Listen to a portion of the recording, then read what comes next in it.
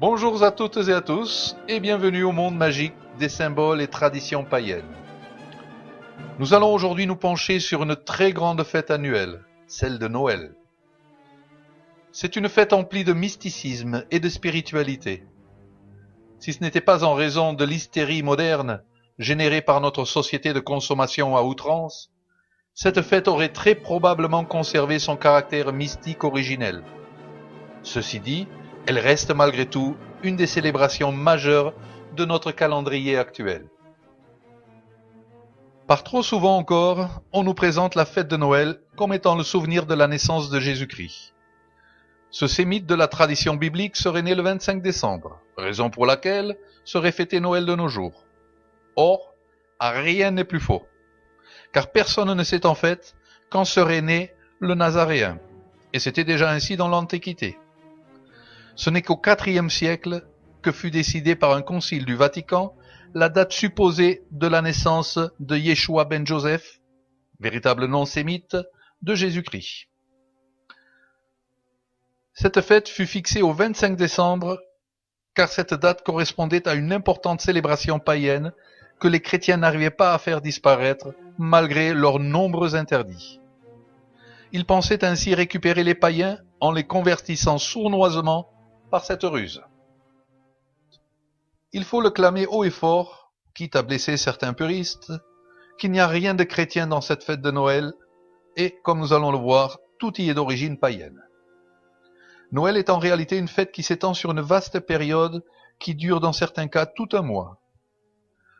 On fête la période solsticiale, celle du solstice d'hiver. Toutes les traditions païennes d'Europe ont fêté religieusement le solstice d'hiver. Ce fut le cas par exemple il y a plusieurs milliers d'années au site irlandais de Newgrange, où, lors du solstice d'hiver, le premier rayon de soleil pénètre tout au fond du site mégalithique en illuminant un triskel gravé sur une roche. La dimension magico-religieuse d'un tel événement est profondément enracinée dans les cultures anciennes d'Europe.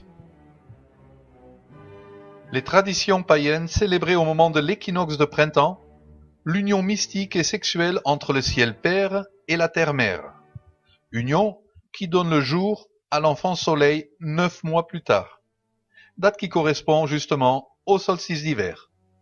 L'enfant soleil est l'image que tentèrent de déformer les chrétiens en attribuant à cette date la naissance de leur enfant Jésus. Le solstice d'hiver est ce moment magique quand toute la nature reprend son souffle. Le déclin solaire de l'automne tire à sa fin. C'est la période des jours les plus courts de l'année, l'instant béni des dieux à partir duquel les jours vont à nouveau croître. La lumière céleste revient et chassera petit à petit l'obscurité et les démons de l'hiver. Le solstice d'hiver annonce le retour des beaux jours et de l'abondance qui les accompagnera. Il ouvre la porte cyclique de la nouvelle année, celle qui promet le renouveau des forces vives.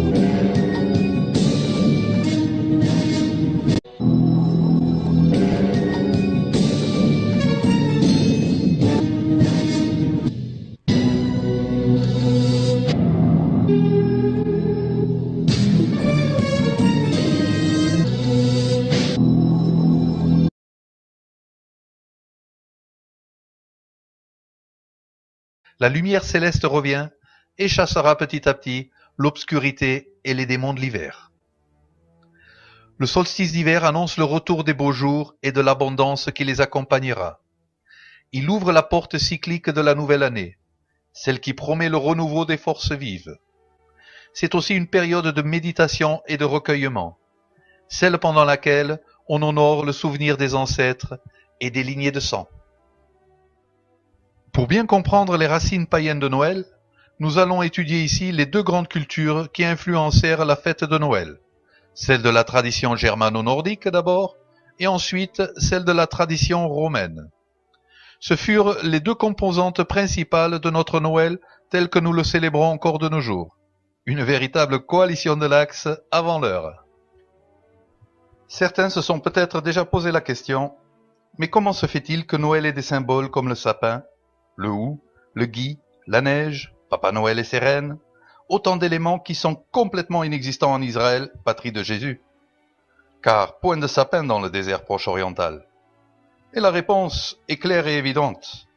C'est que ce Noël-là est d'origine nordique et non judéo-chrétienne. Commençons pour cet aspect nordique par voir la figure bien connue du Père Noël. Il se dit de nos jours que le Père Noël aurait été inventé par Coca-Cola. Or, ceci n'est pas exact. Le seul apport de cette marque fut la couleur rouge. Car en effet, la figure du Père Noël est largement antérieure au XXe siècle et à Coca-Cola. La légende du Père Noël remonterait en fait à la fin du Moyen Âge, époque à laquelle la couleur de ses habits était verte et non rouge. Ceci dit, les deux couleurs sont au niveau symbolique totalement justes. Le vert représente les forces vives de la nature qui renaissent, où figurent également les toujours verts, les evergreens, ces plantes qui symbolisent ce qui ne meurt pas en hiver. C'est la vie qui perdure au-delà de la mort cyclique. Cette figure mythique du Père Noël se confond traditionnellement avec celle de Santa Claus, que l'on célèbre le 6 décembre, date qui ouvre la période solsticiale.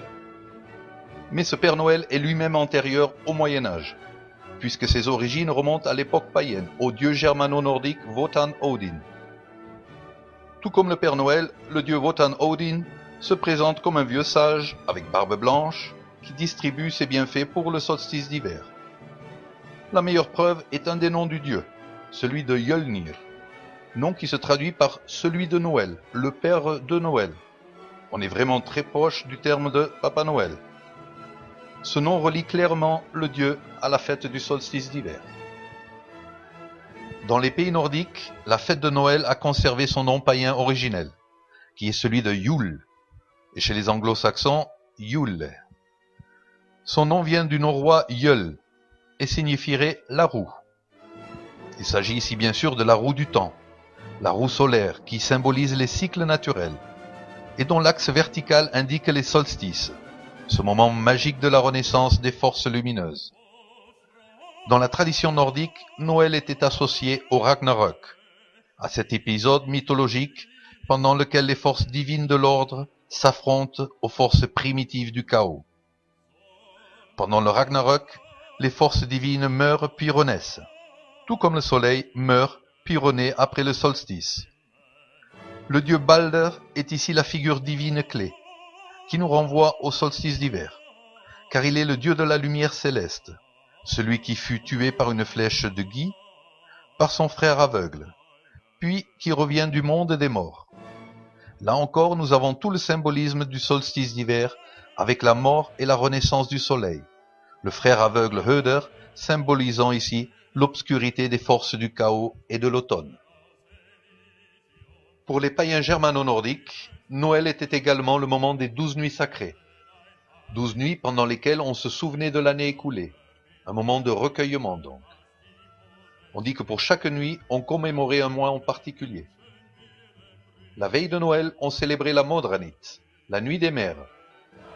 Des offrandes étaient alors faites aux 3 matronae nordiques, qui ne sont autres que la triple déesse, figure liée à la grande déesse, la terre-mère. La grande déesse portant avec elle l'enfant soleil est elle aussi une image qui fut récupérée et altérée par le christianisme avec leur Vierge et l'enfant Jésus. Après la nuit des mères venait le Juleblot, le sacrifice de Yule. Pour Noël, on sacrifiait traditionnellement un cochon que l'on mangeait ensuite durant un grand festin. Le cochon est lié symboliquement au principe de richesse, abondance et fécondité, éléments que l'on se souhaitait pour l'avenir.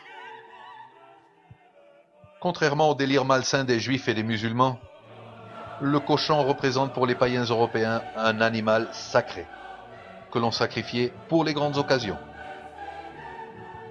Lors de ce Yule-Blot, le sacrifice de Noël, on utilisait une formule rituelle pour se souhaiter paix et prospérité. La formule, qui est en rune sur le haut de l'image, était la suivante. Til ars og fridar, pour une bonne année et pour la paix. La période du solstice d'hiver est avant tout une fête familiale emplie de paix et qui s'est célébrée le plus souvent au coin du feu. Les vieux racontaient alors aux enfants les anciens mythes, et c'est ainsi que l'avenir, les enfants, prenait racine dans le passé, les vieux. C'est là aussi que les enfants recevaient les cadeaux, ce qui en plus de la joie, devait apporter symboliquement la promesse de richesse pour le futur. On comptait par exemple les mythes liés à Yggdrasil, l'arbre cosmique qui relie les 9 mondes entre eux, celui auquel s'était pendu le dieu Odin pour acquérir la connaissance. Un arbre qui ne meurt jamais et qui figure la promesse de la vie qui perdure au travers de l'hiver. C'est ce même arbre d'ailleurs qui est à l'origine de notre sapin de Noël. Le vert symbolisant la vie et les lumières qui le décorent, la promesse de la lumière qui reviendra. Tous les conifères et evergreens en général recoupent ce symbolisme du toujours vert, de cette vie qui ne meurt point. Le hou en est un autre exemple. La bûche de Noël, elle aussi, entre dans les symboles hérités de notre passé païen. La bûche est en fait un morceau de l'arbre cosmique que l'on introduit dans le foyer afin d'apporter toute sa force divine.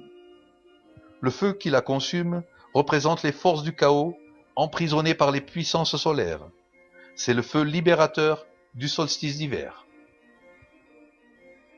Bien que ce solstice ouvre la porte de l'hiver, la période froide et morte de l'année, il est aussi celui qui ouvre le retour de la lumière, avec les jours qui redeviennent plus longs.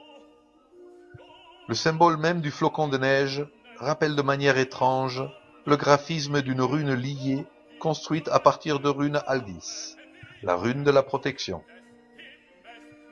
De plus, la rune Issa, la rune de la glace, est tout logiquement celle qui couvre cette période solsticiale. Mais c'est aussi l'époque marquée par la rune Hiera, la rune de la transition cyclique, promettant une bonne année pleine d'abondance et de richesse. Dans les pays scandinaves existe aussi la tradition du Julebok, le bouc de Noël. Ce bouc est symbole de fertilité lié au dieu germano-nordique Donar Thor, dont le char est tiré par 2 boucs. Il est coutume de faire des boucs en paille tressée et de les suspendre dans l'arbre de Noël. Bien, après avoir vu ainsi les grandes lignes de l'héritage germano-nordique, partie pour laquelle il y aurait beaucoup plus à raconter, nous allons voir à présent la partie romaine, qui a, elle aussi, très grandement influencé notre Noël moderne. Les Romains célébraient la période solsticiale au cours de festivités qui s'étendaient du 17 au 25 décembre, lors d'une fête principale connue comme les Saturnales, Saturnalia en latin, qui ont donc un lien direct avec Saturne, le dieu de l'âge d'or, celui des origines, ce qui nous met en relation avec la conception des cycles. Au-delà de la mort et de ces célébrations comme le Mundus Patets du 8 novembre, les forces de l'inframonde sont vaincues par la grande promesse cosmique. Le soleil reviendra. Un nouvel âge d'or vient ainsi ponctuer la période du solstice, apportant avec soi le retour de la lumière des dieux. Le 9 janvier marque la fin de toute cette période avec la fête de Janus, le dieu bicéphale. Ce dieu est celui des transitions cycliques, une tête tournée vers le passé et l'autre vers le futur, une tête tournée vers le passé et l'autre vers le futur, une tête tournée vers le passé et l'autre vers le futur.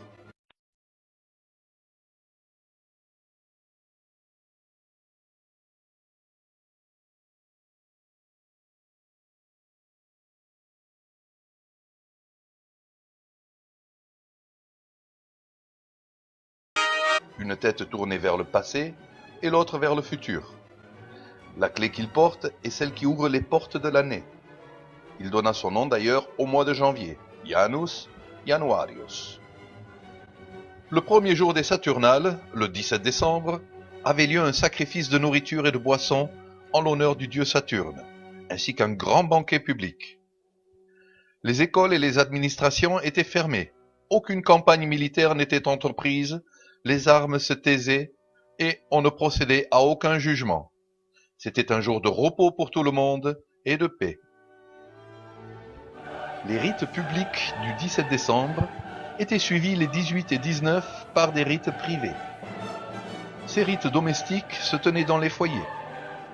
On se saluait par la formule héritée de la tradition grecque « Yo », formule que l'on répétait 2 fois, en le criant même « Yo, yo », un mot qui était une invocation au triomphe, ce qui dans le cadre de Noël se comprend bien sûr comme une victoire des forces solaires.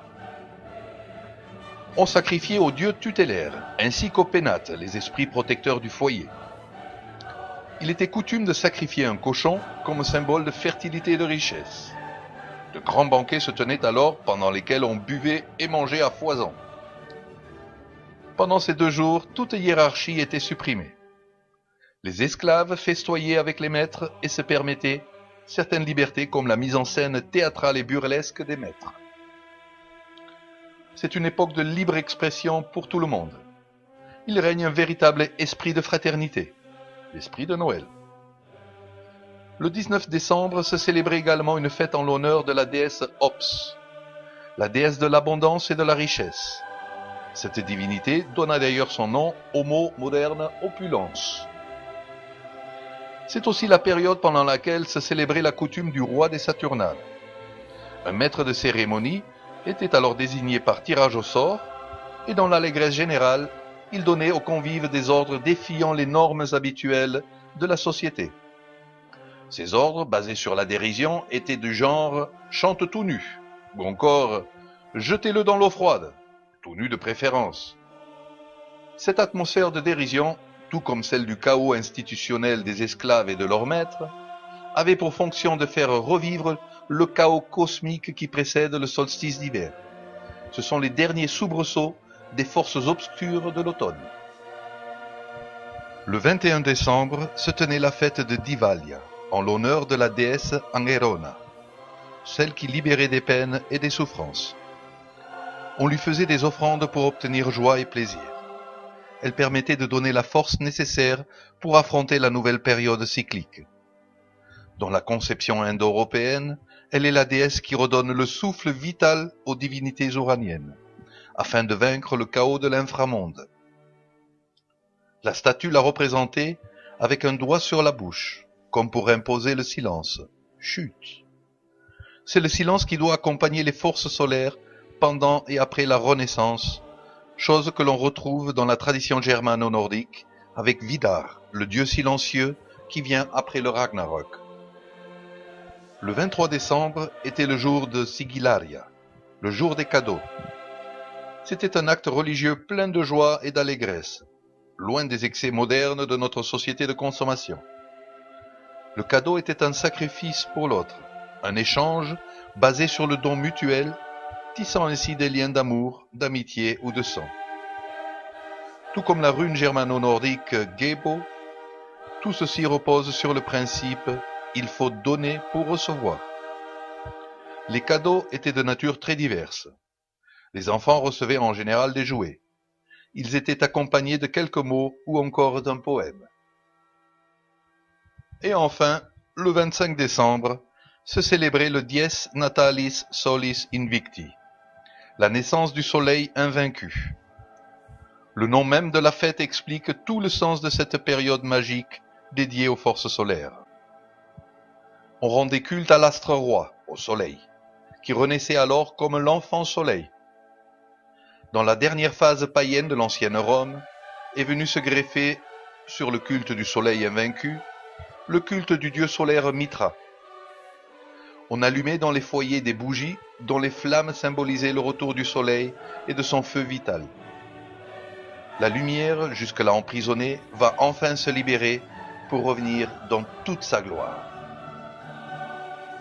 Ainsi, à la lumière de tous ces détails des traditions païennes liées au Noël solsticial, il ressort de manière claire et évidente que Noël n'est à l'origine en rien une fête chrétienne. En tant que païens, nous ne célébrons pas la naissance du Nazaréen, mais nos anciennes divinités solaires, comme le soleil invaincu, Hélios, Suna, Apollon, Balder, Bélénos et Abélio. Noël n'est à l'origine en rien une fête chrétienne. Pour cela, nous pouvons clamer les deux formules païennes du solstice d'hiver, la romaine et la germano-nordique. Io Saturnalia et Tilars Augfridar. Noël n'est à l'origine en rien une fête chrétienne.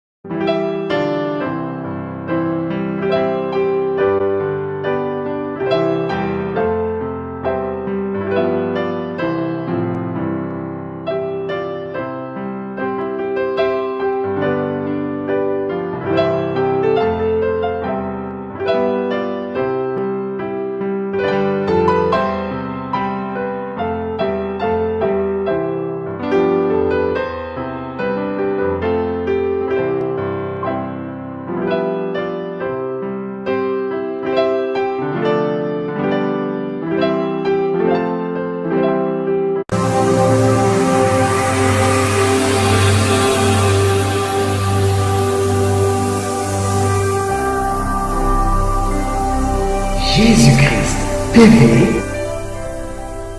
vous connaîtrez la vérité et la vérité vous affranchira.